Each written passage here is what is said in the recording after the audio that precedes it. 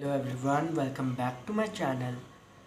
आज मैं लेकर आया एक नया और इंटरेस्टिंग वीडियो। इस वीडियो में मैं बताने जा रहा हूँ dissolution of partnership form concept. ठीक है, बेसिक कॉन्सेप्ट। पहला कॉन्सेप्ट है meaning of dissolution of partnership. पहला तो हम लोग पार्टनरशिप का डिसॉल्यूशन को डिस्कस करेंगे, दूसरा में हम लोग फॉर्म का डिसॉल्यूशन को डिस्कस करेंगे। फर्स्ट पॉइंट आपका है कि any change in the relation of a partner is called a dissolution of partnership. मतलब कि पार्टनर के बीच का रिलेशन में कोई भी चेंज आएगा is called the dissolution of partnership. Thus whenever a new partner is admitted, जब कोई नया पार्टनर एडमिट होता है या ओल्ड पार्टनर रिटायर होता है या डाइज होता है, a partnership is reconstituted. Partnership का जो फर्म है वो रिकॉन्स्टिट्यूट होता है, फिर से दोबारा मतलब उसको बनाया जाता है, क्रिएट किया जाता है। In all those cases where a partnership is reconstituted, there is a dissolution of partnership। तो जितने भी केस में पार्टनरशिप का रिकॉन्स्टिट्यूशन होता है वहाँ पर हम लोग डिसोल्यूशन ऑफ पार्टनरशिप बनाते हैं। The firm continues in a reconstituted firm. Dissolution of partnership में होता है कि जो आपका जो फर्म है वो बंद नहीं होगा, वो कंटिन्यू होगा, लेकिन वो रिकॉन्स्टिट्यूटेड फॉर्म में। ठीक है। दूसरा पॉइंट है meaning of dissolution of firm.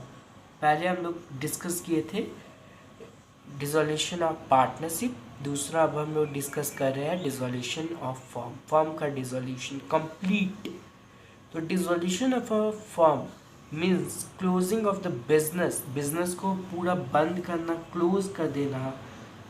Where all the partners sever their relation with the firm.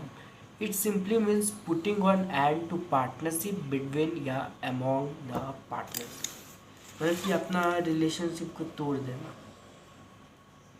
हाँ भाई, एज पर सेक्शन 39। और एक बात, one on the dissolution of firm. Firm का डिसोल्यूशन में द एसेट, एसेट जो है फर्म का उसको सोल्ड कर दिया जाता है, बेच दिया जाता है, और वही लाइबिलिटीज़ को पेड कर दिया जाता है। As per section 39 of the Indian partnership act 1932, the dissolution of the partnership between all the partners of the firm is called a dissolution of firm. अब हम लोग देख रहे हैं difference between dissolution of firm and dissolution of partnership. दोनों के बीच का हम लोग डिफरेंसेस देख रहे हैं, तो बने रहिए मेरे वीडियो में। पहला पॉइंट है change in relation. The dissolution of the firm implies a complete breakdown of partnership. Partnership का कंप्लीट ब्रेकडाउन हो जाता है इसमें। Relation between all the partner, whereas dissolution of partnership में merely involves a change in the relation of partners। इसमें मतलब कि relation change कर दिया जाता है। अब देखिए सेकेंड पॉइंट है continuance of business. In case of dissolution of firm the business comes to on end, business end तक पहुंच जाता है। Whereas in case of dissolution of partnership the business of the reconstituted firm is continued. Reconstituted firm का जो business है वो continue चलते रहता है डिसोल्यूशन ऑफ पार्टनरशिप में, और पूरा खत्म हो जाता है डिसोल्यूशन ऑफ फर्म में। ठीक है।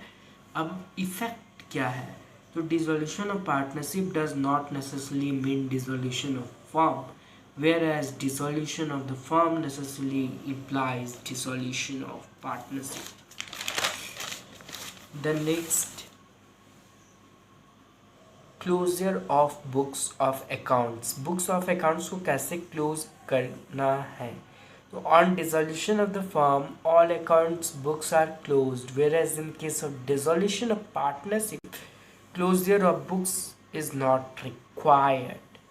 डिसोल्यूशन ऑफ पार्टनरशिप में बुक्स को क्लोज करना जरूरी नहीं है, और डिसोल्यूशन ऑफ फर्म में क्लोज करना जरूरी है बुक्स को। फिफ्थ पॉइंट है nature. Dissolution of partnership is voluntary. Dissolution of partnership जो है वो वॉलेंट्री है, whereas dissolution of firm में बी वॉलेंट्री और कंपलसरी, मतलब ये कंपलसरी और वॉलेंट्री दोनों हो सकता है। Then next, court order. The firm may be dissolved by the order of the court, whereas dissolution of partnership is a process of reconstitution. Then disposal of assets and liabilities. In case of dissolution of partnership, assets and liabilities are revalued and new balance sheet is drawn. But in case of dissolution of a firm, assets are realized and liabilities को paid off कर दिया जाता है। अब हम लोग देख रहे हैं methods of dissolution of partnership firm। आपका होता है by consent of all the partners, जब सभी पार्टनर मंजूरी दे दे, एग्री हो। The partnership firm may be dissolved by mutual consent of all the partners. Second, dissolution by agreement. Any firm can be dissolved at any time by will of all the partners or by agreement between all the partners.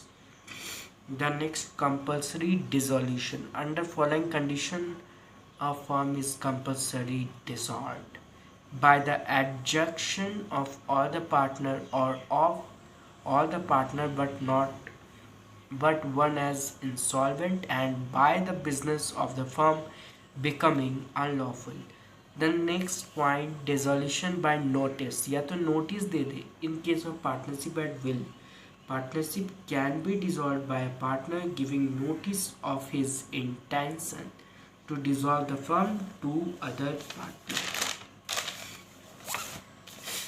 On happening of contingency, या तो death हो गया कोई भी partner का, और on any partner becoming insolvent on the expiry of a certain specified time period, on completion of venture.